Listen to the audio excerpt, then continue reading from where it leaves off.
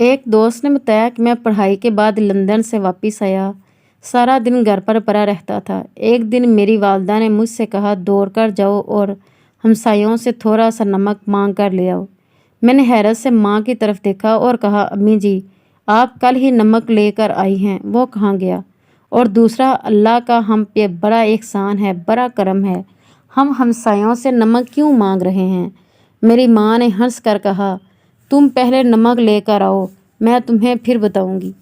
मैं बुरा सा मुंह बनाकर चला गया। हमारा हमसाया बहुत गरीब था, इसका दरवाज़ा तक टूटा हुआ था। मैंने इसकी कुंडी बजाई, खतून खाना बाहर आई। मैंने इसे सलाम किया और बताया, मैं आपके हमसाए ख्वाजा साहब का बेटा हूँ, लंदन से आया हूँ। मेरी वालदा थोड़ा सा नमक चाहिए, अगर हो सके तो आप दे दीजिए।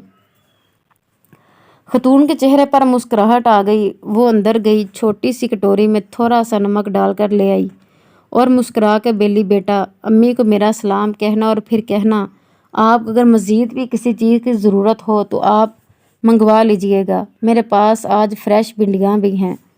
मैंने इसका शुक्रिया अदा किया और नमक लेकर आ गया। मैं वालदा से बहुत नाराज़ था।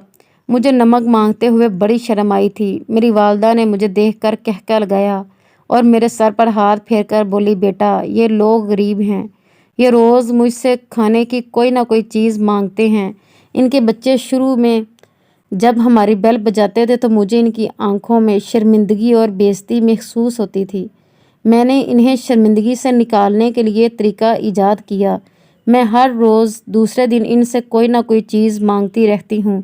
कभी नमक मांग लेती हूँ, कभी मिर्च के लिए किसी को भिजवा देती हूँ, कभी दुपट्टा, चादर या बाल्टी मांग लेती हूँ। मेरे मांगने की वजह से ये कंफर्टेबल हो जाते हैं और उनको जो भी चीज़ चाहिए होती है ये बेधड़क ले लेते हैं। ये सुनकर मेरी आंखों से आंसू आ गए। मैंने अपनी माँ का हाथ थामा और देर तक चूमता रहा। मेरी माँ ने इसके बाद मेरी ज़िंदगी का शानदार तरीन सबक दिया। उन्होंने फरमाया, बेटा, अपने गरीब हमसायों, रिश्तेदारों और दोस्तों से छोटी छोटी चीज़ें मांगते रहा करो।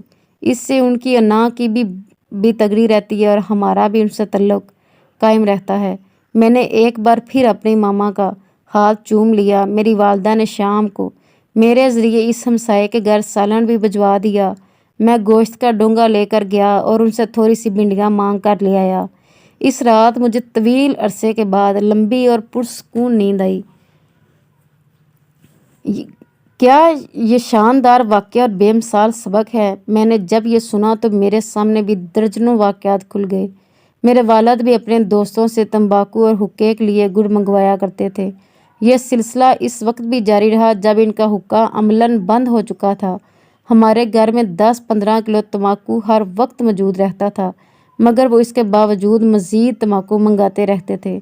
मैंने एक दिन इनसे अजीबो गरीब शौक़ के बारे में पूछा तो उन्होंने हंस कर जवाब दिया, मेरे दोस्त बूढ़े हो चुके हैं, ये अकेले भी हैं और ये ज़िंदगी की दौड़ में पीछे भी रह गए हैं। मुझे तंबाकू पहचाना इनकी ज़िंदगी की बेहद एक्टिविटी है। मैं इन्हें फ़ोन करके फरमाइश करता हूँ तो ये खुश हो जाते हैं। ये इस बहाने इस्लामाबाद आते हैं। मैं इन्हें डॉक्टरों को दिखा देता हूँ। 2-3 दिन इनकी खिदमत करता हूँ। वापसी पर इन्हें जूते और कपड़े भी ले देता हूँ और हम 1-2 दिन हंस खेल कर भी गुजार लेते हैं। मुझे इस वक्त वालिद के मंतक समझ नहीं आई थी, लेकिन जब मैंने नमक का वाक़या सुना तो मुझे वालिद, तंबाकू और उनके सारे पेंडू दोस्त याद आ गए। और फिर मैं देर तक सोचता रहा, हमारी बुज़ुर्ग नस्ल कितनी शानदार और वसील कुलब थी।